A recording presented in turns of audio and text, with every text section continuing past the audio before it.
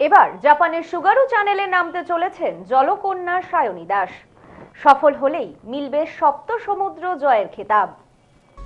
ষষ্ঠ সিন্ধু জয়ের পর এবার টার্গেট জাপানের সুগারু চ্যানেল। তারই প্রস্তুতি শুরু জলকন্যা সায়নীর। জাপানের এই সুগারু চ্যানেল জয় করতে পারলে শুধু ভারতবর্ষ নয়, এশিয়া মহাদেশের প্রথম মহিলা সপ্ত সমুদ্র জয় করার খেতাব পাবেন বলে জানালেন জলকন্যা সায়নী। তার এই পদক্ষেপে খুশি সকলে। তাকে শুভেচ্ছা সংবর্ধনায় ভরিয়ে দিল এলাকাবাসী এবং আত্মীয় পরিজনেরা। এশিয়া মহাদেশের প্রথম মহিলা হিসেবে ষষ্ঠ সিন্ধু জয় কালনার ধন্যী মেয়ে সায়নী দাসের। ইতিমধ্যেই কালনার এই জলকন্যা জয় করেছেন English Channel, Catalina Channel, Molokai Channel, Cook প্রণালী, নর্থ চ্যানেল, জিব্রাল্টার প্রণালী। এবার সায়নীর পরবর্তী টার্গেট জাপানের সুগারু চ্যানেল। জানা যায় আগামী জুলাই মাসে ৩ থেকে ৭ তারিখের মধ্যে তিনি জাপানের সুগারু চ্যানেলে নামতে চলেছেন কালনার সায়নী। জাপানের এই চ্যানেল জয় করতে পারলে শুধু ভারতবর্ষ নয়, এশিয়া মহাদেশের মধ্যে তিনি প্রথম মহিলা যিনি সপ্ত সমুদ্র জয় করার খেতাব পাবেন। এদিন সংবাদ মাধ্যমের মুখোমুখি হয়ে সায়নী দাস জানান, জাপানের সুগারু চ্যানেল পার করা আমার জন্য খুবই চ্যালেঞ্জিং। হাঙর থেকে শুরু করে নানান ধরনের সামুদ্রিক প্রাণী রয়েছে।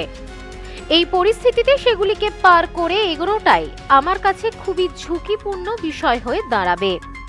এছাড়াও এই চ্যানেলের স্রোত একমুখী, যার কারণে আমার যথেষ্ট বেগ পেতে হবে। তবে আমাকে আমার লক্ষ্যে এগিয়ে যেতে হবে, আমি আশাবাদী। দায়িত্ব অনেক বেড়ে গেল। আর মানে এবছর শুধুমাত্র ভারতবর্ষকে নয়, বাংলাকে নয়, এশিয়া মহাদেশকেও আমি রিপ্রেজেন্ট করব। কারণ যদি এই সুগারু চ্যানেল আমি সাকসেসফুলি ক্রস করি, ভারতবর্ষের নয়, এশিয়ার প্রথম মহিলা হিসাবে ৭ সমুদ্র পার করার খেতাব পাবো। তাই এই সম্মান আর এই সাহায্য আমাকে অনেক বেশি বুস্ট আপ করলো।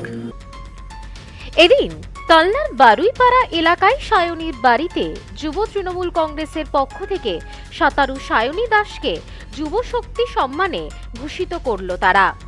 এমনকি এই রাজ্যের মন্ত্রী স্বপন দেবনাথ, পূর্ব বর্ধমান যুব তৃণমূল কংগ্রেসের সভাপতি রাসবিহারী হালদার সহ স্থানীয় এলাকার তৃণমূল নেতৃত্ব সায়নীর বাড়িতে পৌঁছে তাকে এই যুব শক্তির সম্মানের পাশাপাশি কিছু আর্থিক সাহায্য করেন। তিনি আমাদের বাংলার গর্ব, কালনার মেয়ে।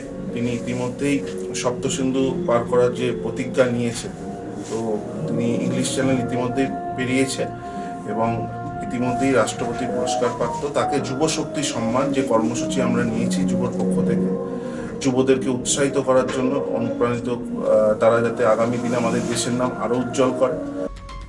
এই বিষয়ে মন্ত্রী স্বপন বাবু বলেন, বিভিন্ন কঠিন থেকে কঠিনতর চ্যানেল জয় করেছে কালনা সায়নী।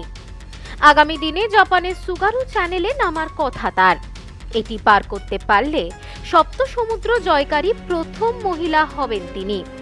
এই পথ অতিক্রম করতে আর্থিক সাহায্য বড় সম্বল, তাই আমাদের পক্ষ থেকে যতটা সম্ভব তাকে সাহায্য করলাম।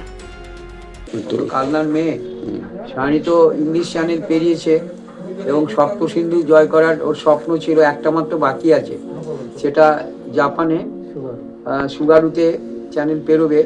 এটা একটা ইতিমধ্যে আমি কৃতজ্ঞতা এবং আমার শুভেচ্ছা যাই বলুন রাধেশ্যাম বাবুকে এবং তার স্ত্রীকে, ওর বাবা এবং মা, একদম প্রাথমিক শিক্ষকের ছেলে মেয়ে হিসেবে ওনার বাবা রাধেশ্যাম বাবু চেষ্টা করেছেন মেয়েকে সর্বোচ্চ স্তরে পৌঁছে দিতে। এটা হচ্ছে সবচেয়ে বড় কথা। তার নতুন লক্ষ্যে তিনি যাতে এগিয়ে যেতে পারেন তাই শুভেচ্ছা বার্তা জানাতে তার বাড়িতে উপস্থিত হয়েছেন সকলে। তার এমন সাফল্যে গর্বিত তার বাবা মাও। Bureau report, news no man's land, Kalna. পশ্চিমবঙ্গের উত্তর ২৪ পরগনা জেলার বনগাঁ এলাকায় সুধীর কর্মকার কলেজ অব এডুকেশন এক স্বনামধন্য এবং অতি উল্লেখযোগ্য শিক্ষণ মহাবিদ্যালয়। বর্তমান এই শিক্ষক মহাবিদ্যালয়ে নতুন শিক্ষাবর্ষে বিএড অ্যাডমিশান চলছে। তাই বিএড অ্যাডমিশান নেওয়ার বিষয়ে যে সমস্ত শিক্ষার্থীরা আগ্রহী তারা অতি সত্বর কলেজের অফিসে এসে যোগাযোগ করবেন। আমাদের কলেজের ঠিকানা গোপালনগর, চরচালকি, বনগাঁ, উত্তর 24 পরগনা। পিন নম্বর 743235।